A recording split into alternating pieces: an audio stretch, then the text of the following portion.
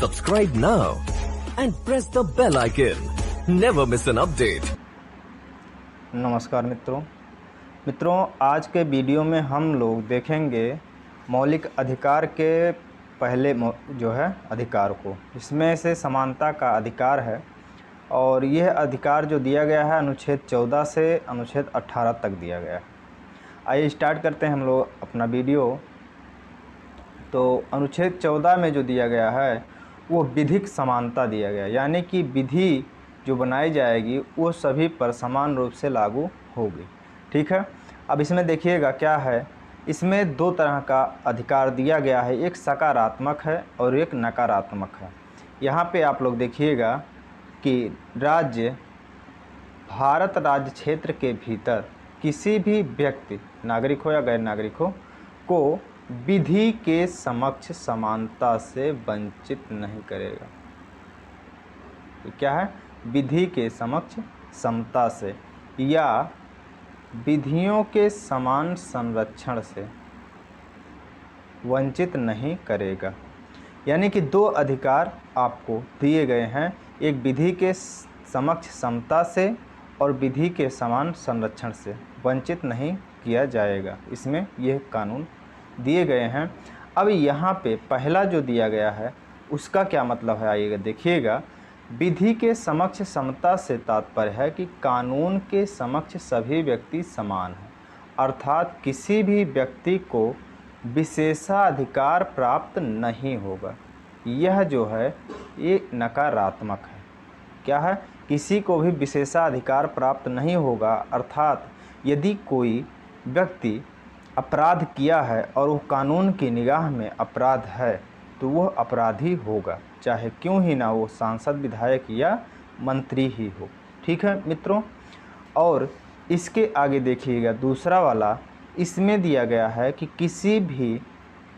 इसमें दिया गया है इस प्रकार, विधि के समान संरक्षण से तात्पर्य है कि समान परिस्थितियों में, क्या दिया गया, समान परिस्थितियों में सभी के साथ समान व्यवहार किया जाएगा। यानी कि सभी जो भी है, कोई भी है, समान परिस्थिति है तो वहाँ पर समान तरह से व्यवहार होगा। अगर 10 लोग हैं तो 10 लोगों के साथ समान ही व्यवहार किया जाएगा, उसमें से किसी के साथ पक्षपात नहीं किया जाएगा।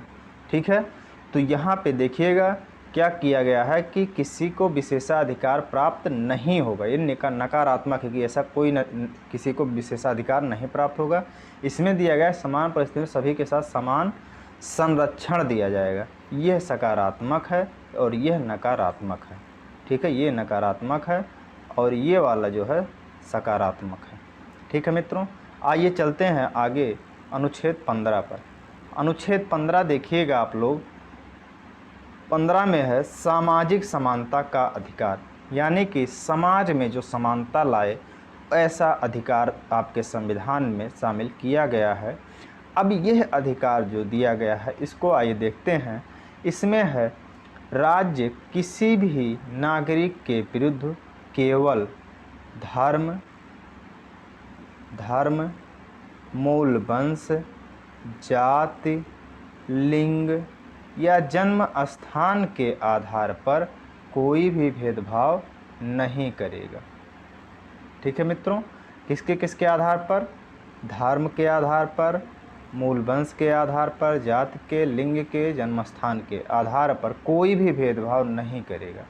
ठीक है, कहीं पर भी कि आप इस धर्म से हैं या आप इस जो है संप्रदाय से हैं, जाति से हैं या इस स्थान के हैं, ऐसा कुछ भी कहीं पर भी समाज में आपको भेदभाव देखने को नहीं मिलेगा। ऐसा हमारा संविधान आश्वासन देता है आपको। ठीक है, लेकिन इसके कुछ अपवाद हैं कि ऐसा किया जा सकता है जो है धर्म या लिंग या जन्म स्थान के आधार पर। क्या है अपवाद, उसमें देखिएगा मित्रों कि जैसे राज्य जो है स्त्रियों या बच्चों के उत्थान के लिए, यानी कि उनके विकास के लिए कोई विशेष प्रावधान कर सकता है। राज्य जो है स्त्रियों या बच्चों के उत्थान के लिए कोई विशेष उपबंध जो है वो कर सकता है। ठीक है। यह किसी भी तरह से जो है मौलिक अधिकार का उल्लंघन नहीं माना जाएगा कि राज्य जो है यहाँ लिंग के आधार पर भेदभाव कर रहा है, ठीक है। तो यहाँ पर किसी भी तरह से इसको जो है आप लोग ये मत भ्रम में पड़िएगा कि यह तो एक तरह से जो हमें अधिकार दिया गया उसके विरुद्ध है। क्यों? क्योंकि यह एक वर्ग विशेष के जो है उत्थान के लिए कार्य कर रहा है, ठीक है। महिलाओं और बच्चों के उत्थान के लिए कार्य कर रहा है। आइए नेक्स्ट देखते हैं हम लोग। सामाजिक एवं शैक्षिक रूप से पिछड़े हुए नागरिकों के किन्हीं वर्गों की उन्नति के लिए राज्य कोई विशेष उपबंध या आरक्षण प्रदान कर सकती है। मित्रों, 2006 में इसी प्रावधान के तहत, इसी अनुच्छेद के तहत जो है सभी जो है उच्च शिक्षण संस्थाओं में अन्य पिछड़ा वर्गों को 27% आरक्षण जो है सीटों में दिया गया। प्रवेश में जो है 27% सीटें आरक्षित की गईं इसी उपबंध के तहत। किस अनुच्छेद के तहत? अनुच्छेद 16 के 4 के तहत। किसके तहत? अनुच्छेद 16 के जो है अनुच्छेद 16 के 4 के तहत, ठीक है। सॉरी 15 के 4 के तहत जो है आपको ये दिए गए हैं, ठीक है।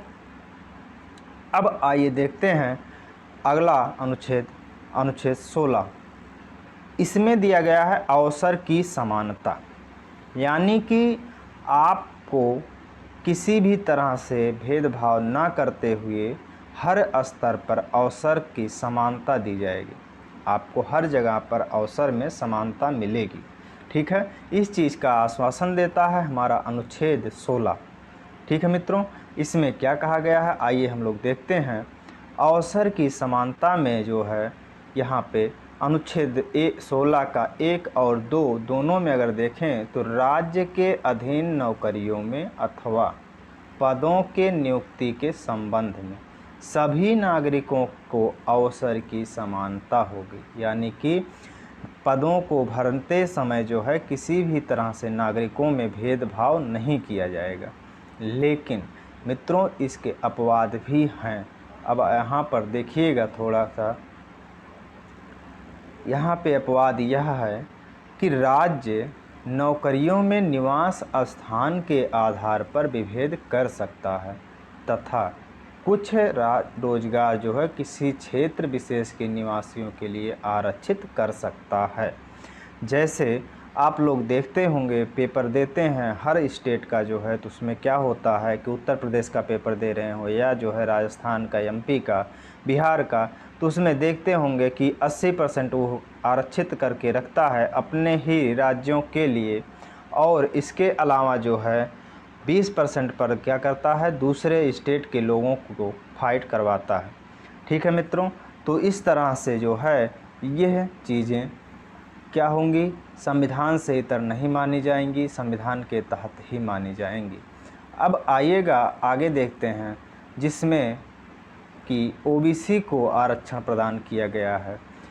राज्य सामाजिक एवं आर्थिक रूप से जो है पिछड़े वर्गों के लिए आरक्षण की व्यवस्था कर सकता है। इसी आधार पर केंद्र ने जो है 1990 के दशक में 27% आरक्षण अन्य पिछड़ा वर्गों को प्रदान किया। किस अनुच्छेद के तहत मित्रों? यह अनुच्छेद है 16 का 4। 16 का 4 जो है यह क्या है, नौकरियों में अन्य पिछड़ा वर्गों को 27% आरक्षण का प्रावधान जो किया गया उसके बारे में। आप सभी लोगों से पूछा जाता है कभी कभी कि अन्य पिछड़ा वर्गों को या किसी विशेष वर्गों को जो है नौकरियों में आरक्षण किस अनुच्छेद के तहत प्रदान किया गया है।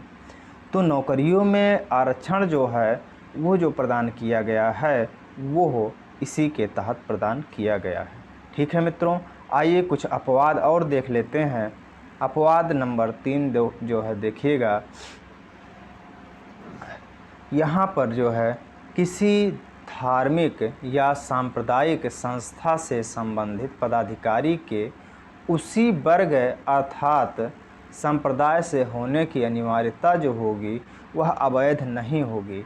यानी कि यदि मंदिर है तो मंदिर का पुजारी जो होगा यदि हिंदू के बजाय मुस्लिम रखा जा रहा है तो यह गलत होगा। इसमें यही कहा गया है कि उसी वर्ग विशेष से ही रखा जा रहा हो, अगर अनिवार्यता हो कि नहीं यह उसी वर्ग विशेष का ही होगा, तो यह जो होगा यह किसी भी तरह से हमारे अनुच्छेद का जो है उल्लंघन नहीं माना जाएगा। ठीक है मित्रों, इसमें जैसे हम लोगों ने पढ़ा अभी जो है इस अनुच्छेद में कि धर्म के आधार पर कोई भेदभाव नहीं किया जाएगा, तो यहाँ पे धर्म के आधार पर तो भेदभाव माना जा सकता है, लेकिन ऐसा नहीं है। धार्मिक संस्थाओं में यदि कोई नियुक्ति हो रही है तो उसमें जो है उसी धर्म विशेष या संप्रदाय से नियुक्त होने वाले व्यक्ति की अनिवार्यता जो होगी, वह अनिवार्यता का नियम जो होगा वह किसी भी स्तर पर संविधान से इतर नहीं माना जाएगा, यानी असंवैधानिक नहीं माना जाएगा। ठीक है मित्रों, आइए हम लोग एक और अनुच्छेद पे चलते हैं। अनुच्छेद है 17। यह बहुत ही इम्पॉर्टेंट अनुच्छेद है मित्रों, जो कि ये सदियों से चले आए छुआछूत के जो अपराध है उसको समाप्त करने के लिए बनाया गया था। अभी भी यह है, व्याप्त है। कुछ जगहों पर आप लोग गाँव में भी देखते होंगे कि यह निम्न जाति का है, इसको अपने बर्तन में पानी नहीं देना है, तो मंदिर में प्रवेश नहीं करने देना है, तो घर में आ रहा तो नीचे बैठने देने हैं, इसको ऊपर नहीं बैठना है। इस तरह से तरह तरह के जो है एक तरह छुआछूत की जो धारणा रही है, उसी धारणा को समाप्त करने के लिए इसे बनाया गया, इस अनुच्छेद को उसमें शामिल किया गया। तो आइए देखते हैं इसमें क्या कहा गया है। अनुच्छेद 17 ये जो है अनुच्छेद अस्पृश्यता का अंत करता है, यानी छुआछूत का अंत करता है। इस अनुच्छेद के तहत छुआछूत या अस्पृश्यता को पूरी तरह से समाप्त कर दिया गया है और इसको किसी तरह से व्यवहार में लाना अपराध घोषित किया गया है। ठीक है मित्रों, यानी कि अब कोई अगर ऐसा कुछ लाता है व्यवहार में तो वह अपराध होगा। ठीक है, आगे बढ़ते हैं। अब देखिएगा अनुच्छेद 18 और आखिरी अनुच्छेद इसका है मित्रों। इसमें आपको उपाधियों के अंत का प्रावधान दिया गया है। इसमें जो कहा गया है यह है अनुच्छेद किसी विशिष्ट सम्मान आदि के कारण प्राप्त विशेष अधिकार के अंत और नागरिक समानता स्थापित करने की घोषणा करता है। यह अनुच्छेद जो है विशिष्ट स्थान प्रदान करने वाले चीज़ों की समाप्ति का और एक तरह से नागरिक में समानता लाने के लिए घोषणा करता है। इसमें अपवाद भी हैं, कुछ 2 अपवाद देखिएगा कि राज्य जो है सेना में और विद्या में, किसमें? राज्य जो है सेना में और विद्या में, इन दोनों में जो है उपाधियां प्रदान कर सकती है। ठीक है मित्रों, पहले क्या होता था? पहले होता यह था कि महाराजा, राजाधिराज और तरह तरह के ढेर सारे बड़े बड़े उपाधियां मिल जाती थी ऐसे ही फ्री में, क्योंकि वो बड़े या उच्च वर्ग के होते थे। तो ऐसे में क्या होता था कि ये नागरिक समानता से विरुद्ध हो जाता था, इसलिए इस चीज़ को समाप्त किया गया। लेकिन सेना और विद्या, यानी कि सेना में अच्छे से अच्छे वर्क करें लोग और विद्या में यानी कि अच्छे से उत्थान हो सके, इन सभी चीज़ों में जो है दोनों में क्या किया गया, इन दोनों में ही ये उपाधियां प्रदान करने की बातें की गई हैं। सेना में भी आप लोग देखते होंगे मेजर जनरल ये वगैरह वगैरह, या विद्या में भी आप लोग देखते होंगे कि शिक्षा से क्षेत्र में डॉक्टरेट की उपाधि या तरह तरह की दी जाती हैं। ठीक है, तो यह चीज़ें जो हैं ये आपको जो है 2 चीज़ें प्राप्त होती हैं, लेकिन अन्य चीज़ें जो है समाप्त कर दी गई हैं, जो उपाधियाँ, जो वंशानुगत उपाधियाँ मिलती थीं। ठीक है, तो इस अनुच्छेद में जो है और कुछ देखिएगा आप लोग, उपरोक्त प्रावधान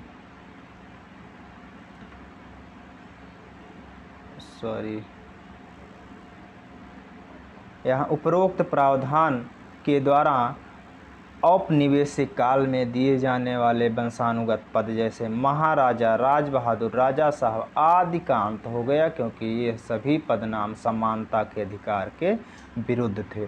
मित्रों, यही हमने आपको बताया कि महाराजा, राजाधिराज, राज बहादुर, राजा साहब ये सभी पद क्या होते थे कि ये वंशानुगत रूप में इनको मिल जाते थे। दादा बाबा इनको छोड़ करके चले जाते थे वो पद, और ये भी वही लेकर के चलते थे। तो ये क्या होता था कि एक नागरिक समानता के विरुद्ध होता दिख रहा था, इसलिए इस चीज़ को समाप्त कर दिया गया। और इस तरह से समाप्त करते हुए जो है नागरिक समानता को लाने की बातें कही गई। आगे देखिएगा मित्रों, 1954 में कुछ और भी जो है सम्मान, नागरिक सम्मान देने की बातें की गई हैं, वो भी इसी में हैं, जो कि इस अनुच्छेद के विरुद्ध नहीं मानी जानी चाहिए। इसमें देखिएगा, भारत सरकार ने कला, किसमें, भारत सरकार ने कला और विज्ञान और साहित्य और जो है उच्च कोटि की लोक सेवाओं की मान्यता के रूप में 1954 में 4 मेडल, कितने मेडल, 4 मेडल, जिसमें से भारत रत्न, पहला है भारत रत्न, सबसे बड़ा है, और इसके बाद पद्म भूषण, पद्म विभूषण और पद्म भूषण और पद्मश्री, ये सभी सम्मान जो हैं देने की बातें की गई 1954 में। कौन कौन से सम्मान भारत सरकार ने जो दिया, वो कला, विज्ञान, साहित्य की उन्नति के लिए तथा उच्च कोटि की लोक सेवाओं की मान्यता के रूप में 1954 में 4 मेडल प्रदान करने की बातें कहीं, जिसमें से भारत रत्न, पद्म विभूषण, पद्म भूषण, पद्मश्री, ये 4 सम्मान की घोषणा की गई है। ठीक है मित्रों, तो इस तरह से आपका जो है आपका समानता का अधिकार अनुच्छेद 14 से 18 का जो भाग है, यह समाप्त होता